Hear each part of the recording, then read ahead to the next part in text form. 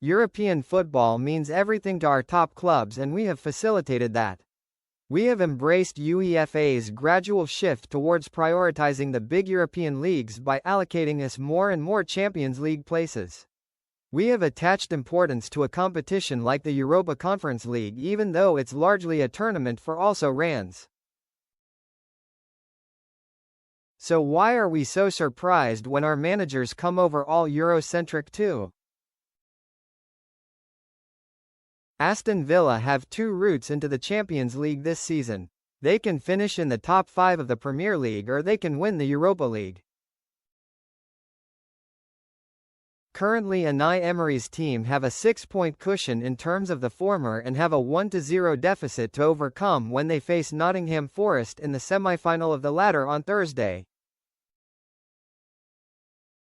Why then all the surprise and indignation that Emery fielded something far removed from his first team against Tottenham in the league yesterday? Emery on this occasion chose to prioritise the game against Forest, and as much as it jars with many people, it was arguably the right thing to do. We must be careful when we talk about compromising the integrity of the league. Yes, West Ham, the closest relegation rivals to Tottenham, have every right to look closely at what Villa did. One shot on target at home against a team that started the day in the bottom 3 was hardly a sign that they were fully energized and committed. There are questions to ask of individual players there. But the truth is that Emery chose his 11 from his first team pool. The team he picked had 178 Premier League starts between them and another 75 as substitutes. They were hardly a bunch of kids. The Champions League is everything to Villa. Financial restrictions meant that last summer's activity in the market was largely restricted to loans. The injection of an approximate £80 million of European money this summer will mean so much to them. So Emery, one of the league's top managers, is entitled to get to the Champions League any way he feels is possible. By choosing the team he did yesterday, he made sure he kept 2 doors open. His stars will face Forest fresh and rested on Thursday at Villa Park.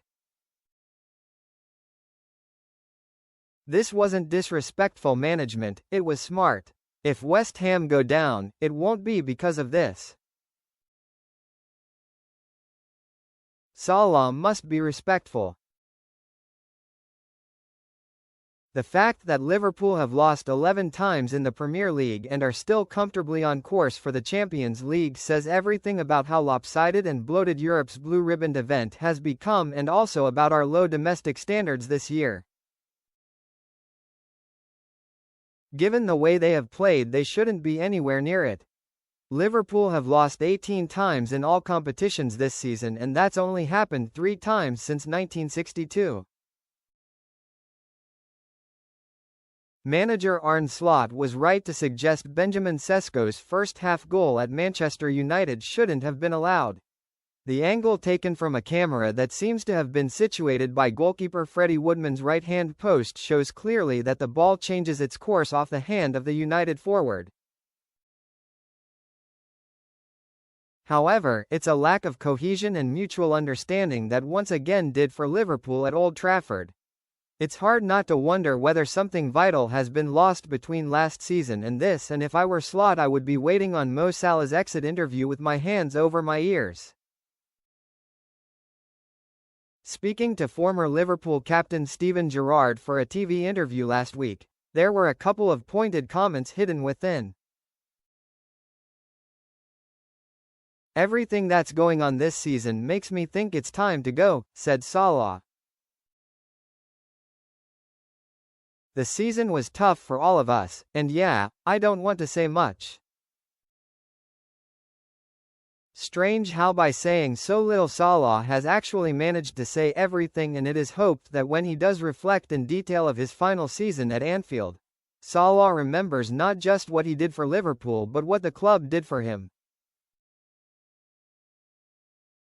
As for this season being tough, it would have helped had Salah had his boots on the right feet.